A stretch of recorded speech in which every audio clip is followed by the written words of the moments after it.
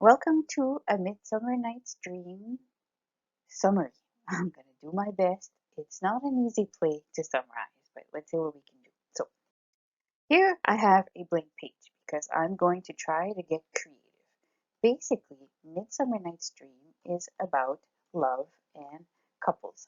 So, we have two young couples who are having quarrels.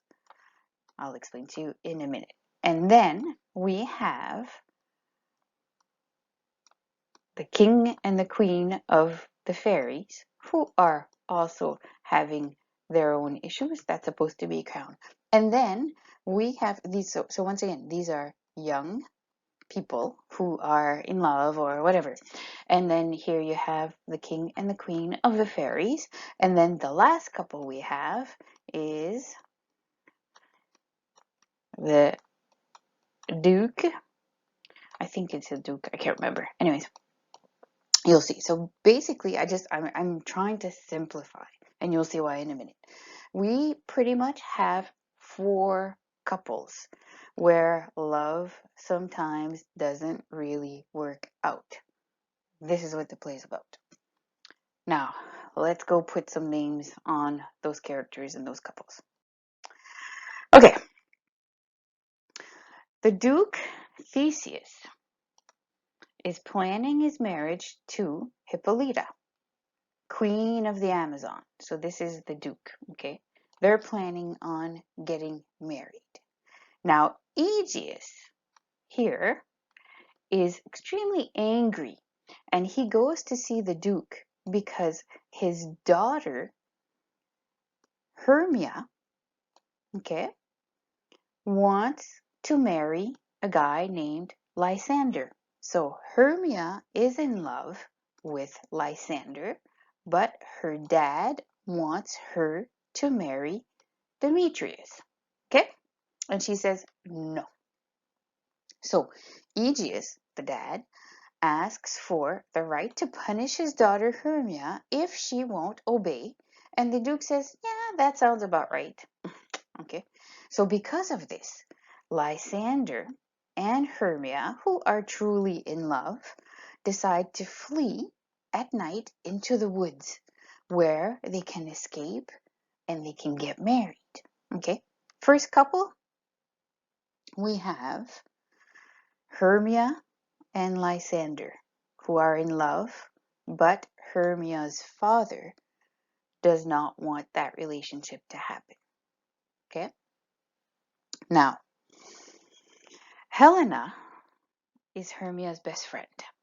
And of course, being BFFs, Hermia tells Helena her plans to run away. Okay? Here's the problem. Helena, the BFF, is actually in love with Demetrius. Demetrius is the guy, remember, that Daddy wants Helena to marry. So, they are in love. Well, she loves him. And because she loves him, she tells her friend's secret. So she tells on her friend and she says what Hermia and Lysander are doing. Oh, trouble begins, right? Okay. Now, into the woods we are, right? Because that's what's going on right now. We're moving to the woods. So Demetrius sets out after the runaway lovers at once, and Helena follows him into the woods. So here you have Helena and you have Demetrius, because Demetrius is like, hey, how dare you take the woman I'm supposed to marry into the woods? No, no, no, no. Okay. In the woods, we meet the king and queen of the fairies, and they are arguing. So yes, they are in love, but they are arguing. That's like a broken heart thing.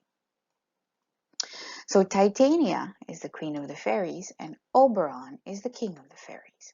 And Titania leaves, and she's all angry, and he's like, okay, well, I'm gonna play a trick on you. Not a good idea, but anyways, he sends Puck, which is his mischievous sprite, a spirit, to fetch a magical flower with the power to induce love at first sight. So, if you remember Midsummer Night's Dream, the play within the movie Dead Poet Society, Neil was playing Puck. So anyways, Oberon tells Puck, go get this flower and trick Titania over here, right? I'm angry at her. I'm going to play a trick on her. Trick her into, falling in love with whoever she's going to see once you've used the flower on her. Well, okay, that's it. As Puck and Oberon are discussing in the woods, Demetrius passes by with Helena running behind him. Oberon sees this, and he feels bad for Helena because he sees she's clearly in love with him, but he's not giving her a minute of time. So he tells Puck, okay, when you have that flower, use it on this dude here so that Demetrius, when he opens his eyes and sees Helena, so that he falls in love with her.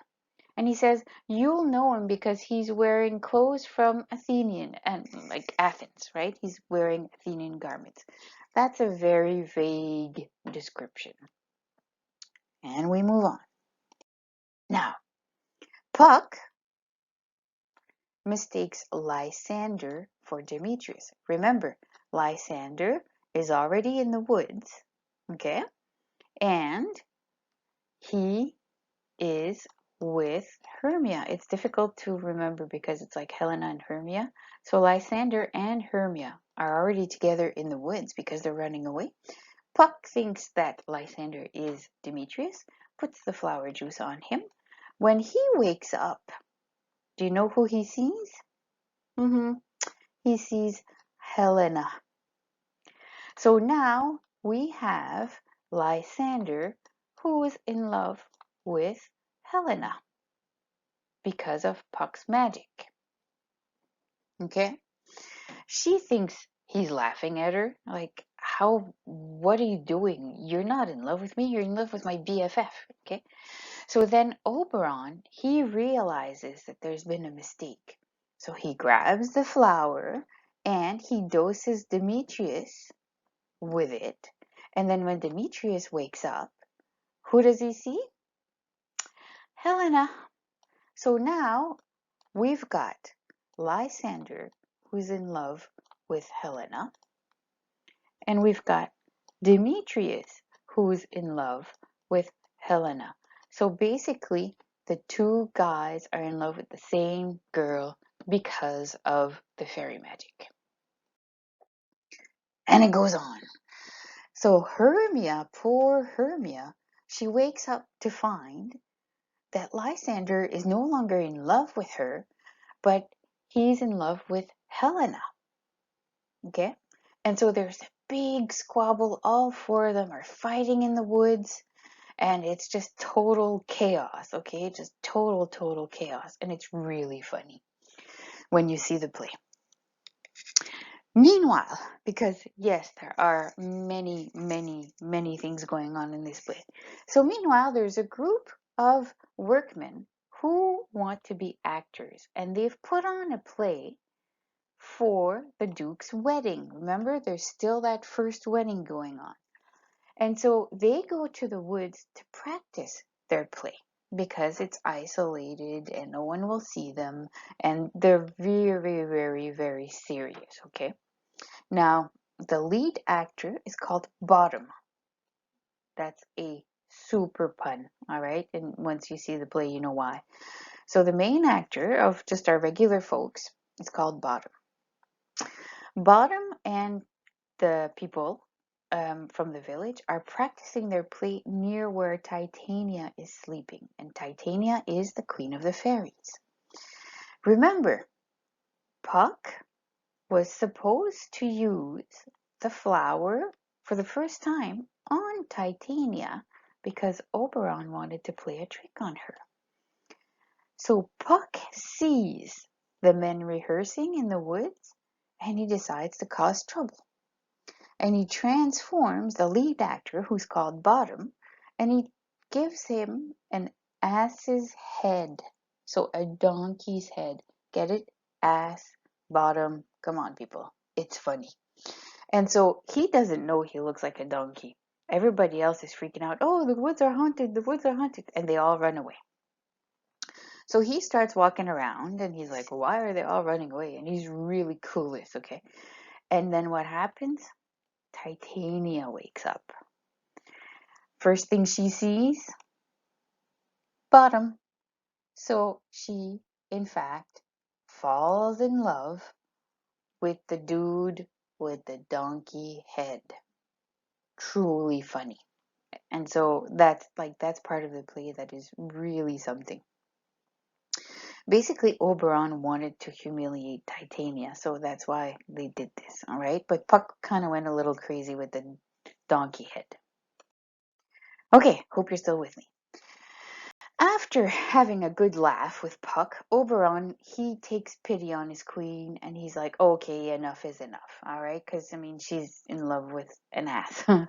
So he releases Titania from the spell and Puck returns Bottom to his normal self, okay? And so they make up and they're okay, right? And all is well for them. And Bottom's just confused as to what the heck just happened there. And then Puck also pairs Helena with Demetrius and Hermia back with Lysander.